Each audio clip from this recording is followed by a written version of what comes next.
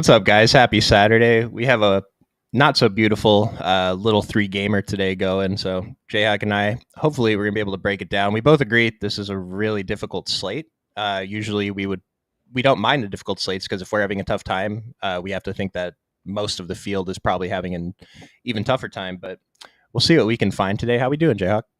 Doing good, man. Yeah, definitely like you mentioned, very tough slate tonight, but excited at least to try to break it down here and see if we can find, any type of advantage on this slate.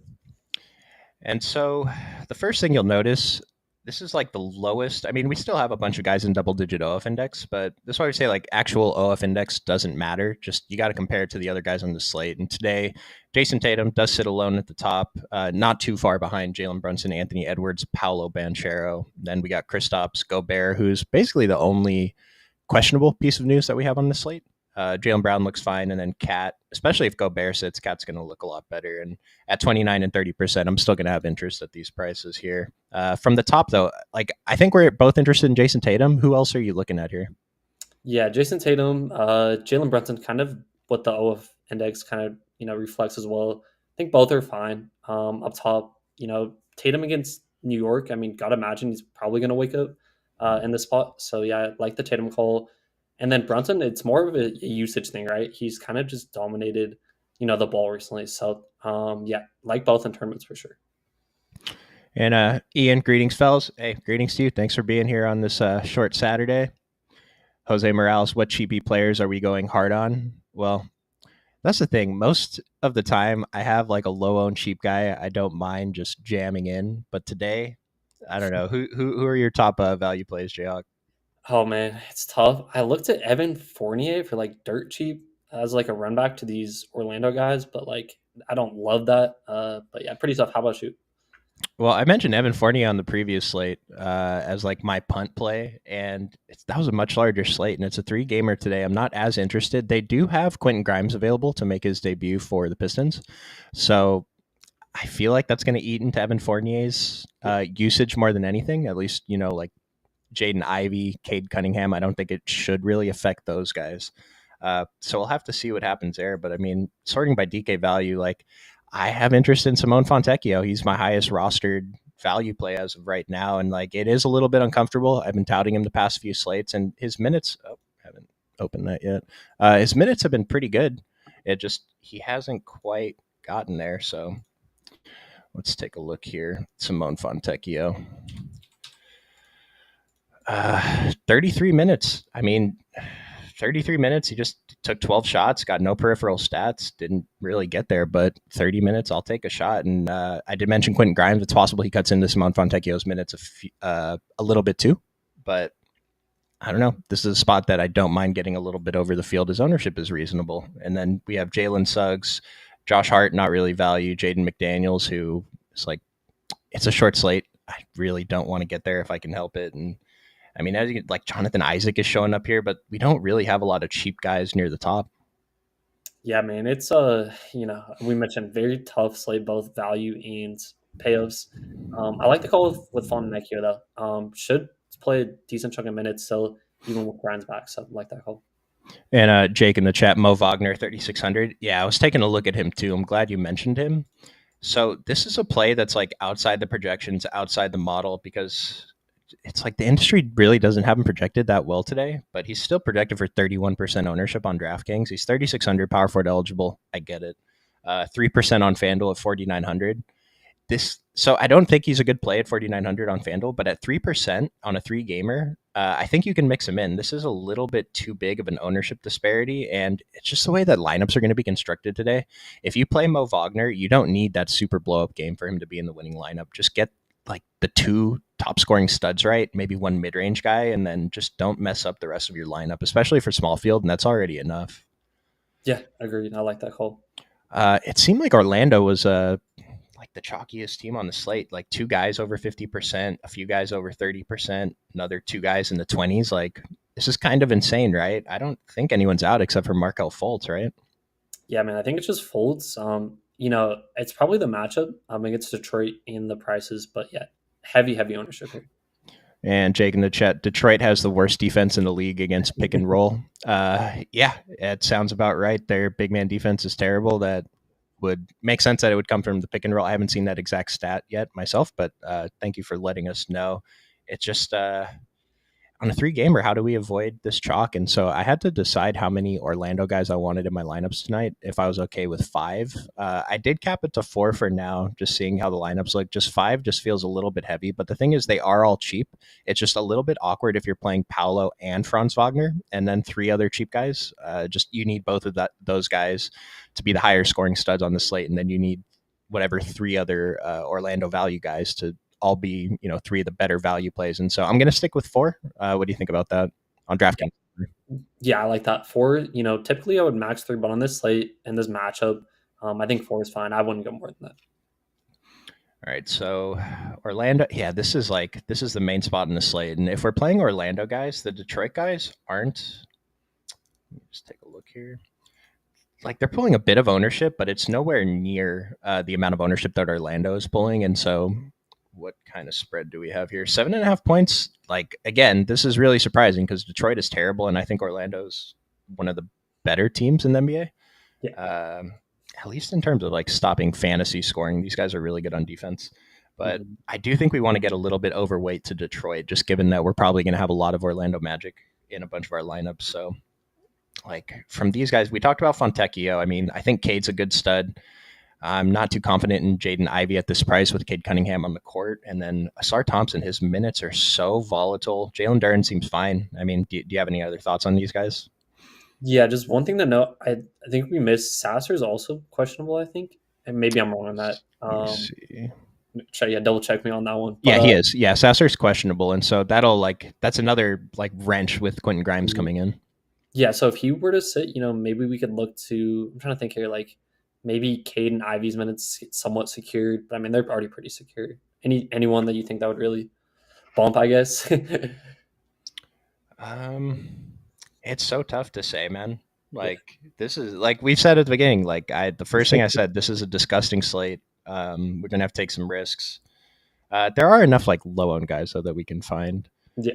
Thug and top Yahoo values got 41st out of 1,500 yesterday. Hey, let's go, dude. Like, I don't know if you realize how hard it is to win a $1,500 contest if it's like single entry, like 1,500 entries. If everyone is average, you're only going to win that contest like once every 7 years or something. We get like 200 NBA days of DFS during the year. So getting 41st out of 1,500, like you're not going to do that often. That's pretty good. So glad to hear that. Yahoo values. I mean, Jaden McDaniels is at the top. He's only $10. I dislike playing Jaden McDaniels anytime ever, especially when everyone's healthy. A little bit different if Rudy Gobert ends up out tonight, but yeah, Fontecchio showing up. Jonathan Isaac, again, disgusting. Super chalk on both sites. He'll probably be chalk on Yahoo. Yeah, it's like not a lot of these pay-ups are showing up at the top of Yahoo value. So yeah. Scroll down a little bit, see if there's something going on down here. Shake Milton looks nice. Let's take a look at Shake Milton. What team is Shake Milton on? I think he's Detroit's now. I thought he was on Minnesota. That's who should bump if Sasser pulled out. He should get more minutes, I think. Well, yeah, and like Shake Milton, I think I was thinking of Monte Morris on Minnesota. They both very similar archetypes, right? They min-priced backup point guard who could come off the bench most of the time, isn't going to do much, but sometimes, especially if they get some kind of blowout run. I mean, this is only a 7.5 point spread, so we're not projecting a blowout. But Shake Milton at 0%, 3,300. We have the Mo Wagner value. James Wiseman's 3,200 as well. I mean, Fournier super cheap. Quinton Grimes, I don't know if we're going to get there. We have no idea with his role, but if you're willing to take the risk in his first game, I think it's fine. I don't know. Shake Milton, if he makes the rest of your lineup work and the rest of your lineup's pretty chalky, you probably still want one other low-owned guy in there. But even though he's showing 0%, the model hates him, projected for 11 minutes. I don't know. It's kind of thin, but I don't mind taking shots on guys like this. So yeah, I'm right there. Very big risk though if you do. Mm-hmm. What pay up priorities?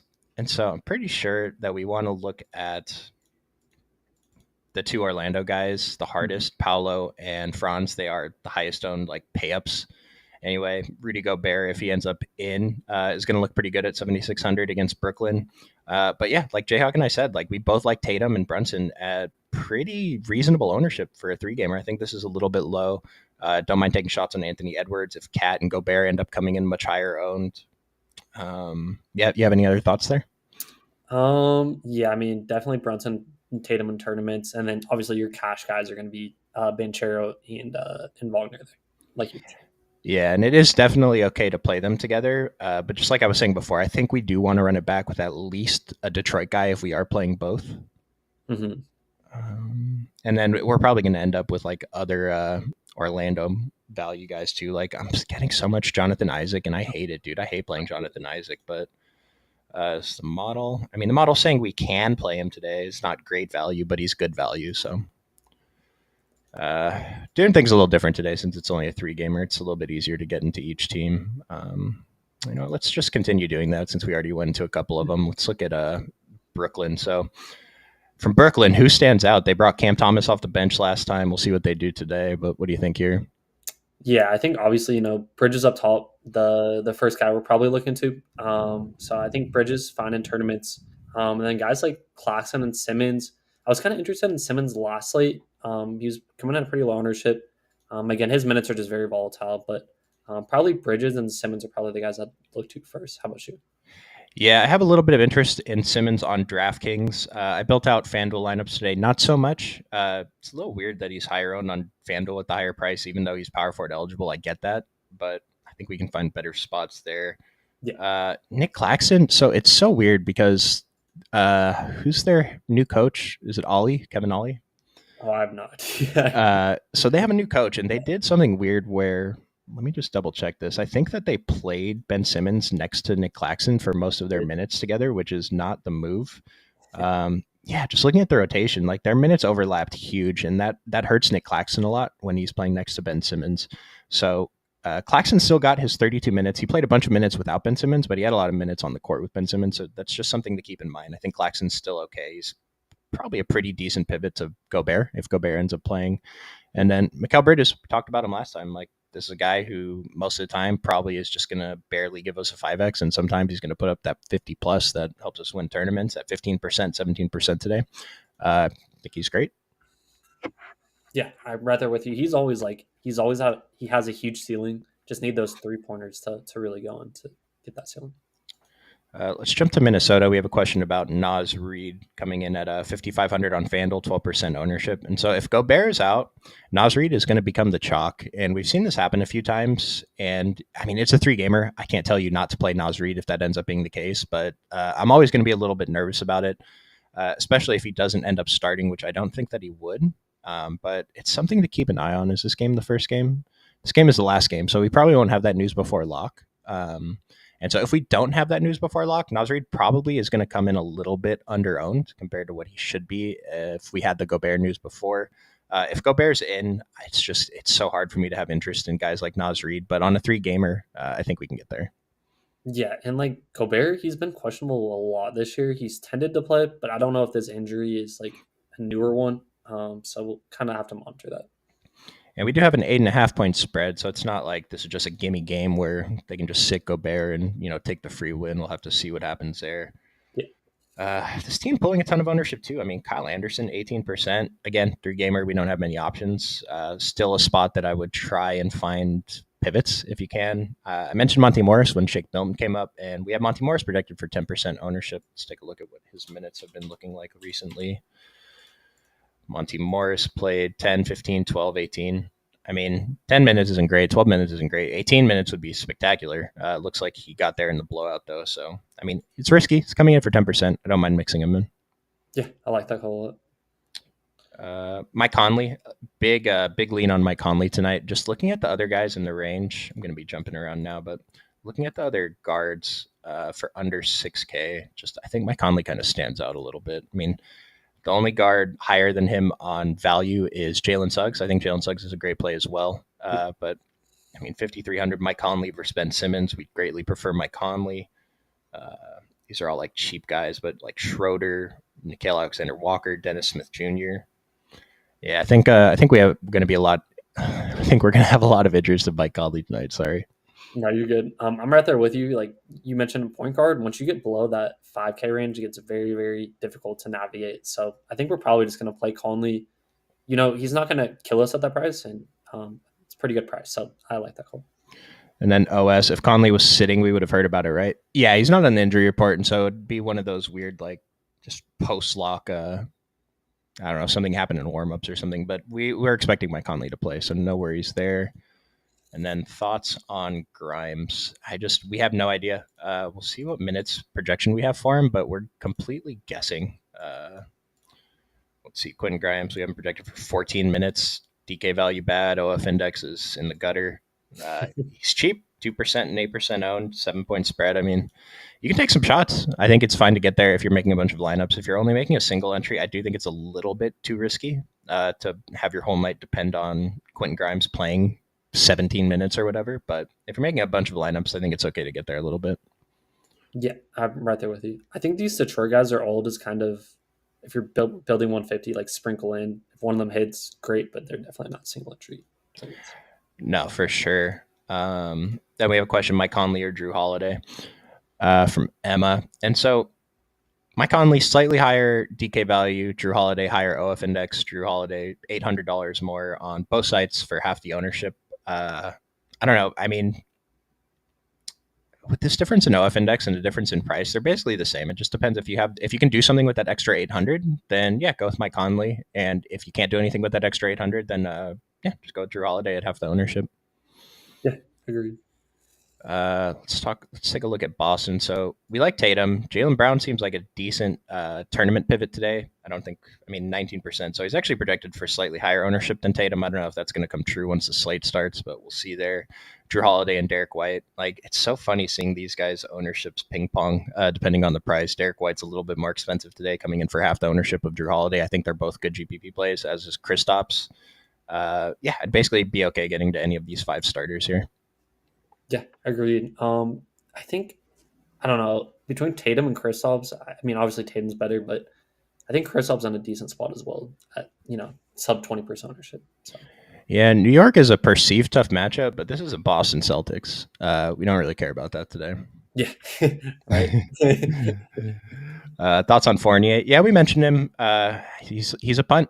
I think that's it. It's a matter of how much Quinton Grimes affects his rotation. If Sasser ends up being out, he's questionable right now. That would be pretty good for Fournier because that's an extra 15 minutes to split up between the rest of the team. And we haven't projected for 15 minutes right now. Fournier, I mean, if he gets 20 minutes at 3,600 at 4% ownership, I think you're going to be pretty happy at the end of the night. So I do like getting to him just because it's a 3-gamer. He's coming in at 4%, a player who we know is capable of putting up a fantasy score.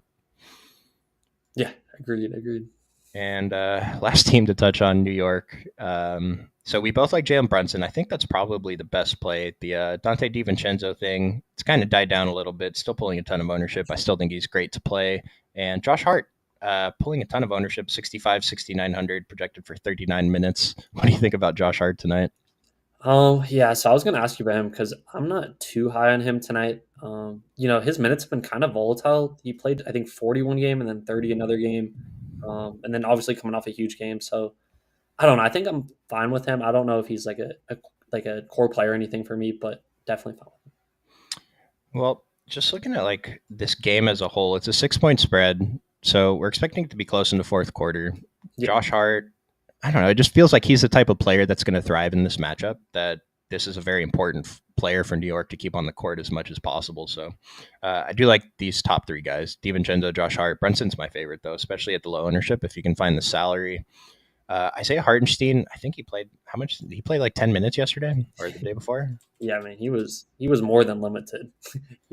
Yeah, played 1 rotation to start, and then I think he played 1 rotation to start the second half. Got 4 fantasy points. I mean, that's not going to do it. And so he played 15 2 weeks ago and then still only 11. He's probably pretty hurt.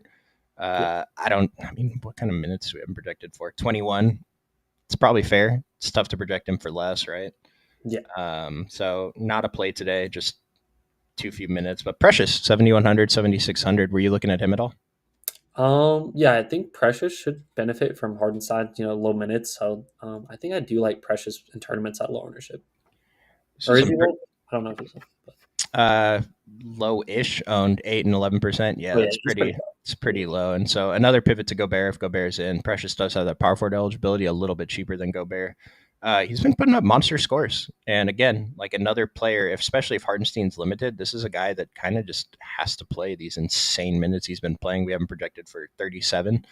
He's cleared 37 in like every single game since he's been on the Knicks. So Precious, pretty strong play today.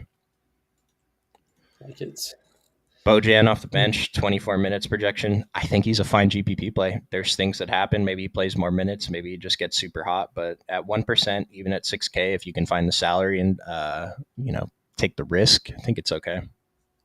Yeah, if he's shooting good, they might need him in there. So I like that call. High dollar is one option significantly better than the other, Porzingis, Cade, or Jaylen Brown. In these situations, I mean, I would just sort by OF index.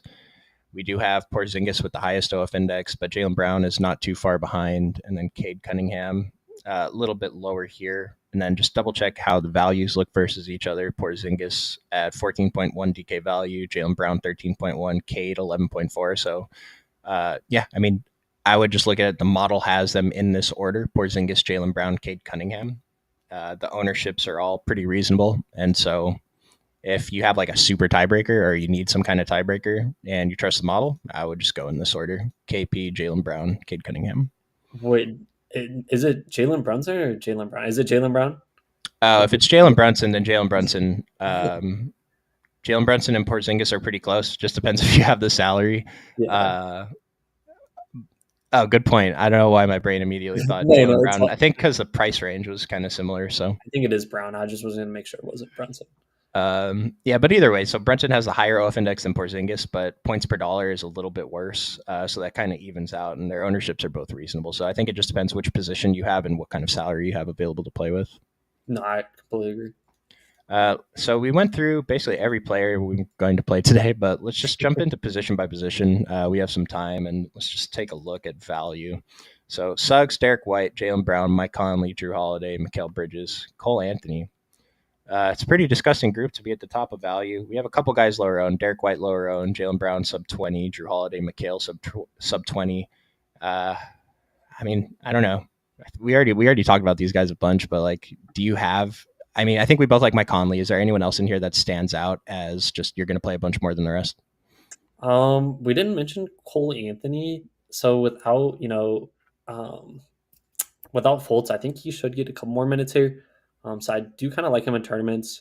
And then, obviously Jalen Suggs, I really like him as well. So Suggs and Anthony probably, after Conley, probably the other two I really like here. I agree. Let's take a look at ownership, I guess. See how this looks. I mean, Dante DiVincenzo higher than Cade, Anthony Edwards, Jaylen Brown, Jalen Brunson. It's still kind of insane. Like, I know the price is a little bit cheaper, but Dante DiVincenzo, congrats to him, man. Huge breakout season. Legend. He was he just like drastically just changed. I guess it was all the injuries, but he's been incredible, man. Dude, I want to know what Tom Thibodeau said to him the night before he took 15 threes for the first time. Like, just let it fly, man. And he's hitting. Gary Harris showing up here, guy we haven't really talked about yet, pulling 43% ownership on FanDuel for Gary Harris. I mean, is that correct? No way, right? That's insane. Let's take a look at what kind of minutes he's been playing. I mean, I know Markelle Fultz is out. Played 29 minutes in the previous game. It's pretty significant. Only put up 19 fantasy points, but if he plays 29 minutes tonight, I mean, this is insane ownership over on FanDuel. On DraftKings, that seems fine, though. But although on DraftKings, we do have better value plays, so. Yeah, agreed. And he's only shooting guard only on DraftKings, which makes it kind of tough to get to.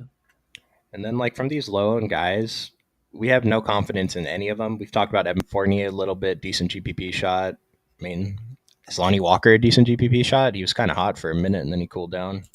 Yeah, see, like, I feel like he's kind of like volatile because he's been getting minutes, and then some games he gets benched. I don't know what to do with him. Like, this is the type of player that's going to win a tournament tonight. I'm not saying it's going to be exactly Lonnie Walker, but just the guy whose minutes are volatile, comes in at low ownership and just smashes. So it's one guy to keep in mind, I would say. Agreed. Let's go ahead and take a look at the forwards. Sorting by ownership: Franz Wagner, Paolo Banchero, Mo Wagner. I don't know if Mo Wagner is correct, but Franz Wagner and Paolo Banchero are correct. Mo Wagner, I mean, this guy, he's such a good fantasy producer. Must be terrible on defense, not get more minutes or something. But played 25 minutes in the previous game. Before that, he was in the teens for a bunch of games in a row. So it's pretty risky. Him coming in as super chalk. Markel Fultz out does not affect him at all. Jonathan Isaac's been getting more minutes, and so I'd be a little bit weary of overloading on Mo Wagner today. Like if you're making a bunch of lineups 20 or 150 or whatever, you're probably okay getting up to the field. I'm a little uncomfortable getting over the field on Mo Wagner today, but I don't. That's just how I feel about it. I'm right there with you. Like Vagner and Isaac, like I just man, if this is any other sled, I would just fade them both because I think they're just not great plays. I mean, the matchup's good, but I don't know, man.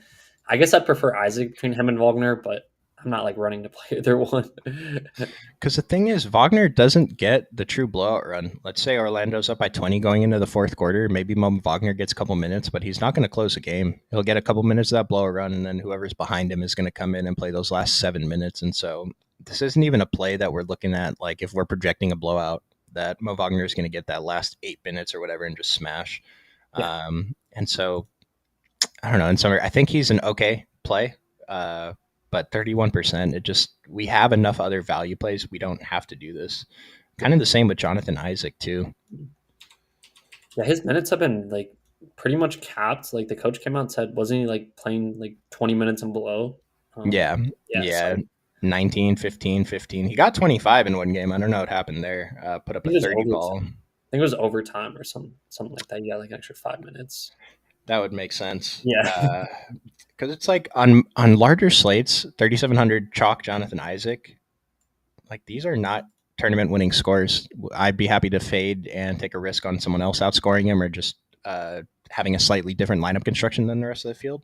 But on today's slate at 3,700, if he puts up this 21, 18, 19 and a half, if you get the rest of your lineup almost perfect, I think that that's enough on today's slate. And so it's hard for me to say I want to avoid him. Like I am going to avoid him slightly.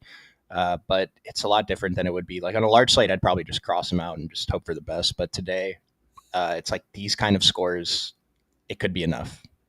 Yeah, I agree. Definitely got to play him on this slate in particular. I agree with that. Kyle Anderson, 5,000 on FanDuel.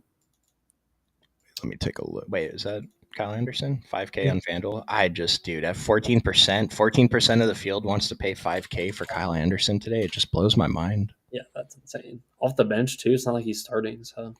Yeah, and this is with Gobert projected in. Like, all right, he's had a little run of some good games, but the run he had before that was awful. And it's like, if this is the most we can hope for, 14% is not that bad. 18% at 3,900 is fine. But even if Gobert's out, I would expect his ownership to pop like Nas Reed's is going to pop. Again, I would say just be careful. Like these scores are definitely enough to win on today's slate, but I don't know. It's a tough one for me. Yeah, that's tough. I just feel like Gobert was out. I would just much rather. I mean, it's different. Gobert's out, but I don't. Even at Nas Reed for 500 more, maybe you could take a stab there instead of playing Anderson. I don't know. It's very tough though to like him there. Yeah, Nas Reed definitely the higher ceiling. I don't know if Kyle Anderson even has a better floor than Nas Reed. Probably not. They probably both have pretty okay floors. So, what happened to Hartenstein? He was hurt, and then he came back from All-Star break still hurt, so he's just barely going to play minutes. Again, I don't know if we had official word or anything, but he played 11 minutes last game. There's no way we're going to project him for full minutes today. We haven't projected for 21. Seems appropriate. I think probably just a complete stay away for Hartenstein today, but Achua looks awesome. Yeah, I love Achua in tournaments here. Cool. Hey, Unicorn Love. Thank you for being here. Appreciate you. Yeah, thank you, Unicorn. Glad you I'm glad we've helped you. Playing all the Magic who went to college in the state of Michigan, Wagner times 2 and Harris. If you need that narrative on the 3-game slate, that's what we're doing, I guess. I like it. And then the Villanova boys are on New York here with Hart, DiVincenzo, and Brunson. So you got the narrative.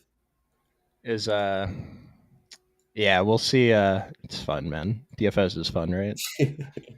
Thoughts on Shake Milton? We talked about him earlier. It's pretty risky. He's on Detroit, right? Shake. It's just we have Monte Morris pulling a little bit of ownership at the flat min. Shake Milton's 3,300. I don't know.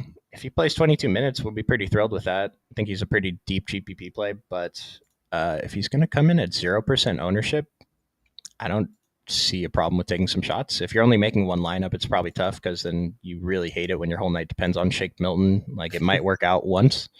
But I mean, 0% ownership. I think it's fine. Yeah, I mean, like, I feel like if Sasser's out, then I can, greatly consider him. But if Sasser's in, man, like Grimes is back, it can be really difficult to really get to him. It's a good point. Yeah, Sasser is going to affect. It's so dumb. Like Marcus Sasser affects a little bit, right? Him and Fournier and Grimes, like, have to see. It's crazy. Center position, the chalk today: Rudy Gobert, Mo Wagner, Jonathan Isaac, Cat, Wendell Carter, Porzingis, Jalen Duren, and then falls off a cliff to Claxton, Precious. Like to me, Precious seems like the GPV play of the centers. Just very low ownership, probably high. I mean, he has a high ceiling. He's been playing just huge minutes, and he's been performing in those minutes. I know it's Boston, but 8%. Like this feels like a tournament winner today.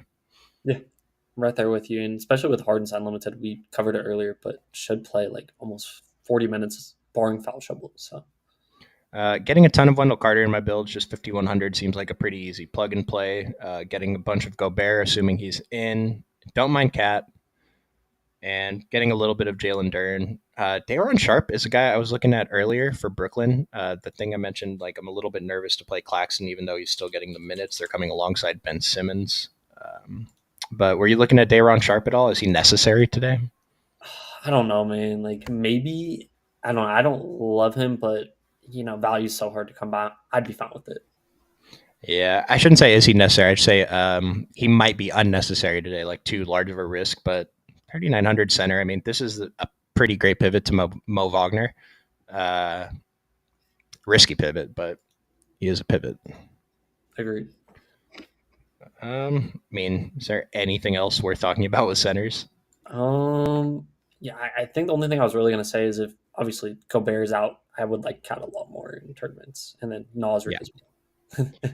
Yeah, Cat's going to shoot up the board for me for sure if Gobert ends up out. I mean, hopefully we get that news in the next, we have 40 minutes to lock, so it's possible, I guess. And then I don't know if we already talked about James Wiseman. I feel like we had a question in the chat about him earlier.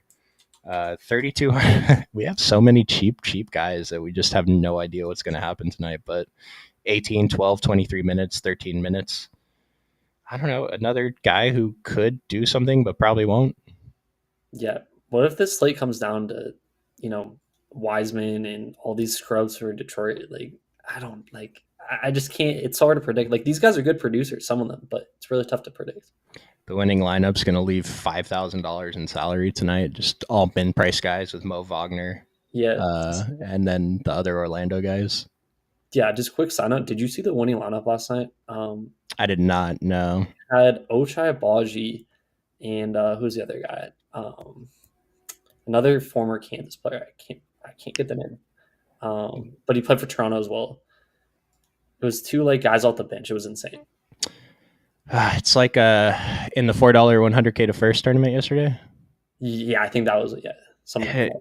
I mean, that's kind of just how tough, shows how tough it is to win a large GPP, like 100,000 entry GPP. Like, yeah, you can turn $4 into 100,000, but it's just, you have to have some insane stuff. Like you got to mix in some guys that no one's talking about or that just don't show up in the projections and just hope to get lucky with the mixing it in with the chalk. And we did get news that Rudy Gobert is ruled out today. So cool. We have a little bit something to talk about. We're going to have to wait a few minutes for the model to update. And I think we can start to build out a little dummy here, though, before while we wait a couple minutes, see if the model updates in the next 10. We want to put Tatum in our dummy? Yeah. And also, bear with me, if you hear the wind outside, it is gusting winds right now. And stay strapped down, man. Should be careful. We want to throw Cat in here? Yeah. Cat? Yeah, probably Cat.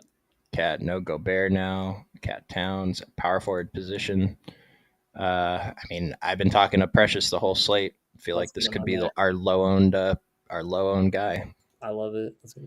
Other options, if you don't want to go for Precious, I mean, Wendell Carter's pretty cheap. You can move Cat down to center, Porzingis at center. We really just don't have that many options. Center is weak today. Don't feel forced to play two centers. I mean, Mo Wagner. Are we playing Mo Wagner in our dummy? I don't know. Can we go somewhere else? Yeah, let's avoid that for now. point guard. I mean, we both like Brunson. I don't know if we can fit him in with all these like super studs we're already playing. We got 37.50 left. Let's try it. Yeah. We have Suggs at shooting, right? He's 48. Should we get him in there? Can we try? Leaves us for 3,400 for three positions. This is not ideal. I don't know if we can fit in Brunson. We're gonna have to make a concession here. Brunson or Tatum, probably. Yeah. Let's take Brunson out and put Mike Conley in, and let's see what that salary does for us. 4,800, a little bit more reasonable. Who's our cheap punt at the second guard position? Shake Milton. Everyone's talking about Shake Milton today. We can. I mean, just what 3K? Yeah, let's plug in Shake, and you can kind of look at it. We'll see if we can leave a few hundred on the table, like Fournier, Vagner. I don't know if I want to mention Joe Ingles, but those guys and Monty Morris, they're all possible pivots to Shake. So I'm just throwing him in there as like a cheap salary relief guy, since a couple people asked about him. We could put Mo. We only have one Orlando Magic. I feel like we don't have to, but I feel like we should get one of Paolo Banchero or Franz Wagner. Can we fit in Fran or Franz? Let's try and fit in Franz. Yeah, we have 4K left, so 3,600. You can put in Mo Wagner, upgrade Shake to someone else. I don't know. Kyle Anderson is going to look probably okay at 3,900. Gary Harris at 3,900. And so, like I said, like it's a tough slate. You know, we have guys that we like, but it's just really tough trying to find the right combination today, even though it's only 3 games. Yeah, man, it's very tough. Even with Gobert, like it helps for sure, but still pretty tough to navigate. So. Thoughts on Nav? Who's Nav? Is that Na? No, yeah, I think he means no. I think so. Correct. With Mike Conley and Anthony Edwards in, I can tell you that I will never be interested in Alexander Walker, especially if he pulls ownership. 4,200. I don't know. It's a 3-game slate again, so it's hard for me to say, hey, yeah, don't play this guy. But this is a tough spot for me to get to today. Yeah, especially with Monte, there in the rotation. Yeah, I think kind of muddies his minutes just a little bit as well. So I'm right there with you. Yeah, just like if his ownership goes up because Gobert is out, I think that's incorrect and the field's not reacting properly. And so I think you can just avoid it. I mean, we named like 17. I don't even know if they're viable, but we named 17 players that you can play for pretty cheap. So yeah. What do we think about Kyle Anderson now? Because he's the guy that, like, I still don't think he benefits too much, but on this slate, maybe he does. I don't know. Let's see if we have an update in the model yet. So Gobert's still in there. We have 6 minutes until we're going to end the stream, so we'll see if we have an update there. But I imagine his ownership is going to go up. I mean, 3,900 for Kyle Anderson on DraftKings. On FanDuel, the 5K, especially if his ownership goes up, I feel like I would just fade and take the risk there. Yeah. But 3,900 on DraftKings is kind of hard to ignore. 20 plus minutes. I mean, he's probably good chalk now. I think we probably just have to get there. It's like Nas Reed is the one I'm a little bit more. I'm more worried about burying me if I fade him. If that makes sense. Yeah, isn't he like 5.5K? Yeah, so yes, 4,900 on DraftKings, 5.5 on FanDuel. We have a question in chat from OS: Suggs or Nas Reed on FanDuel with no Gobert. I want to see what Suggs like. I need to see an ownership update because that's what's going to determine for Nas Reed for me. I imagine Nas Reed is going to come in way more than 12%, and Jalen Suggs is already the super chalk. Like they're both going to be very chalky. I don't know. The model's saying Jalen Suggs by a little bit, but I mean they're different positions. Can you play both? Would you play both? In terms of like 1v1, I think I'd probably slide with the model and go with Suggs, but it's really close. Like I think I'm fine with playing both. Yeah, it's like Suggs is the same play he's been all day. Nas Reed is a slightly better play. I wonder how the field is going to react to it if they play him too much, because I feel like this happens and Nas Reed, it's really easy for him to fail if he's not starting. Just if he's only going to play the 20 minutes, yeah, he gets a little extra usage, sure. Yeah, it's a tough one. Yeah, I feel like the field's just going to jam Minnesota and Orlando now, and then so it's going to be tough to avoid. Yeah, I kind of feel like I want to fade Nas Reed, but without like seeing the ownership and the model update, all right. So Rudy Gobert's out of the model. Nas Reed, great value score, projected for 27 minutes, seems reasonable. Ownership hasn't updated yet, but Nas Reed, Kyle Anderson, top value on the slate, projected for 28 minutes. Again, seems pretty reasonable. So, yeah, I guess Kyle Anderson's a guy that I'd probably prefer save a little bit of money. Jaden McDaniels still showing way up here, 17 and 40%, dude. Are you playing Jaden McDaniels tonight? I think he's the odd man out for me, man. I love Anderson or don't love Anderson, but I like Anderson and DK, and I like Reed as well. So probably just not going to get to much. I just feel like this guy plays a ton of minutes and does nothing with them. Like, yeah, he puts up 29, 28, 29 sometimes, but I don't know. It's a tough one for me. His minutes, he's going to play more than 24 minutes, probably more than 28 minutes tonight, but yeah, it's a tough one. If he's going to come in mega chalk, I'd much rather just get to Kyle Anderson and Nas Reed, but that's why you should sign up for occupyfantasy.com. $7 a week gets you access to the model, the plugs, most stuff we have to offer. You can upgrade your plan, get the lineup builder too. Check it out. Instructions in the description below. And then we have our Discord. I think I'm going to start in about 8 minutes. I'm in there today. I have to rewrite my entire sheet based on this one piece of news that we had, Rudy Gobert being out. So we'll see how that goes. But yeah, Minnesota and Orlando seem to be the two spots. And then we named a few players from the other teams that we like. Jayhawk, you have any final words before we get out of here? No, man. Play the Minnesota Orlando, and then we love the New York game. Brunson, Tatum, Achua, and tournament. So mix those guys in as well. Yeah, it seems like Brooklyn is probably going to be the team that gets forgotten about today. Not really pulling much ownership. Not sure there's much reason for them to pull much ownership, but like basically every other team I'm pretty interested in. So watch Brooklyn be the team that you want to stack tonight. Just jam Brooklyn players. Just jam Brooklyn. So it's disgusting, man. I'm going to refresh one more time and just make sure that we don't have an update on these ownerships. So Kyle Anderson's ownership updated a little bit. This is still incorrect. I'm pretty sure he's going to come in higher. Same with Nas Reed. So hop in Discord, and we'll see you guys tomorrow. Thanks for watching. See you guys.